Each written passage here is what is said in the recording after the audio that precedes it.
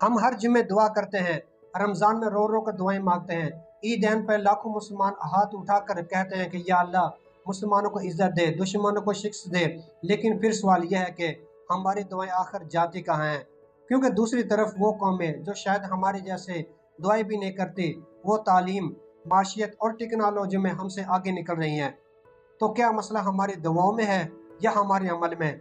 आज की वीडियो में इसी तलख हकीकत पर हम बात करेंगे।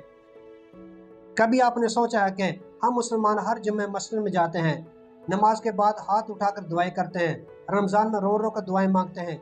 ईदैन के मौके पर लाखों लोग एक साथ अल्लाह के सामने हाथ फैलाते हैं। बड़े बड़े इज्तिमात में दुआएं होती हैं कि या अल्लाह मुसलमान को इज़्ज़त अता फरमा, इस्लाम को सर बुलंदी अता फरमा, फ़लस्तीन के मुस्लिमों की मदद फरमा, कश्मीर के मुसलमान की हिफाजत फरमा, और जो लोग मुसलमानों पर जुल्म कर रहे हैं इनके जुल्म को ख़त्म फरमा। फिर हमारे जहन में एक सवाल ज़रूर आता है कि अगर इतनी दुआएं हो रही हैं तो दुनिया के हालात, इन मुसलमानों के हालात क्यों नहीं बदल रहे? और दूसरी तरफ दुनिया के कई गैर मुस्लिम ममालिक साइंस, टेक्नोलॉजी, तालीम, माशियत और दिफा के मैदान में मुसलसल आगे क्यों बढ़ रहे हैं? तो क्या हमारी दुआएं ज़ाय हो जाती हैं? नहीं। इस्लाम हमें यही नहीं सिखाते कि दुआ बेफ़ायदा है, बल्कि हमें यह समझने की ज़रूरत है कि दुआ के साथ अमल भी ज़रूरी है। अगर एक शख्स अपने घर में बैठकर सिर्फ ये दुआ करे कि या अल्लाह मुझे रिज़्क दे, लेकिन वो मेहनत ना करे, हुनर ना सीखे, काम ना करे, तो क्या वो अपनी पूरी ज़िंदगी सिर्फ दुआ के सहारे गुजार सकता है? इसी तरह अगर एक कौम ये चाहे कि या अल्लाह हमें दुनिया में इज़्ज़त, ताकत और तरक्की अता फरमा, लेकिन वो तालीम को अहमियत ना दे, तहकीक ना करे, साइंस और टेक्नोलॉजी में सरमायाकारी ना करे, कानून की पाबंदी ना करे, दयानतदारी को छोड़ दे, एक दूसरे के हकूक़ पामाल करे, आपस में लड़ते रहे और अपनी जिम्मेदारी दूसरों पर डाल दे, तो फिर हमें अपने आप से ये सवाल ज़रूर पूछना चाहिए कि हम अल्लाह से क्या मांग रहे हैं और इसके लिए खुद क्या कर रहे हैं। दुआ अल्लाह से मदद मांगने का नाम है, अपनी जिम्मेदारी से फरार होने का नाम नहीं। हम अपने बुजुर्गों, पीरों और बाबों से दुआएं करवाते हैं, ये अलग बात है, लेकिन असल तब्दीली सिर्फ किसी बुजुर्ग के हाथ उठाने से नहीं, बल्कि पूरी कौम के रवैये बदलने से आती है। हमें यह भी समझना होगा कि किसी कौम की तरक्की सिर्फ इस वजह से नहीं होती कि अल्लाह इस कौम से मोहब्बत करता है, बल्कि दुनिया में अल्लाह ने कुछ असूल रखे हैं।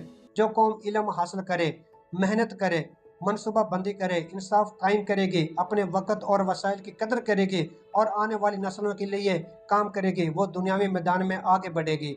अगर कोई गैर मुस्लिम मुल्क इन असूलों पर अमल करता है तो इसे दुनियावी कामयाबी मिल सकती है, और अगर मुसलमान इन असूलों को छोड़ दे तो सिर्फ मुसलमान नाम रखने से दुनियावी कामयाबी खुद ब खुद नहीं आ जाएगी। कुरान हमें सिर्फ दुआ नहीं सिखाता, बल्कि कोशिश, सब्र, अदल, इल्म, अमानत और जिम्मेदारी भी सिखाता है।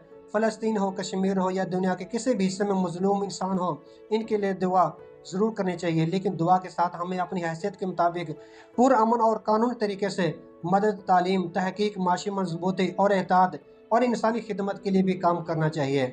और एक बात बहुत अहम है, हमें यह समझने की ज़रूरत है कि अल्लाह की तरफ से दुआ का जवाब हमेशा हमारी मर्जी और हमारी मुकर्रर की हुई शक्ल में नहीं आता। कभी इंसान को वो चीज़ मिलती है जो वो मांगता है, कभी कोई नुकसान टल जाता है, कभी किसी बेहतर वक्त के लिए मामला मौखर होता है, और कभी आजमाइश में सब्र और अमल के ज़रिए इंसान की तरबियत होती है।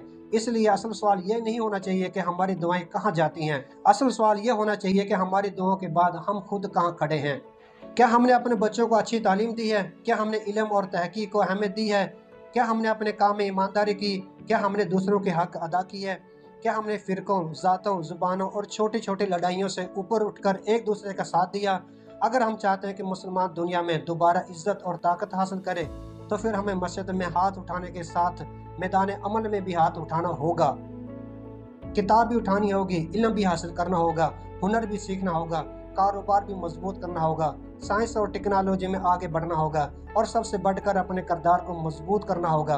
क्योंकि दुआ हमें अल्लाह से जोड़ती है, लेकिन अमल हमें मंजिल तक पहुंचाने का जरिया बनता है।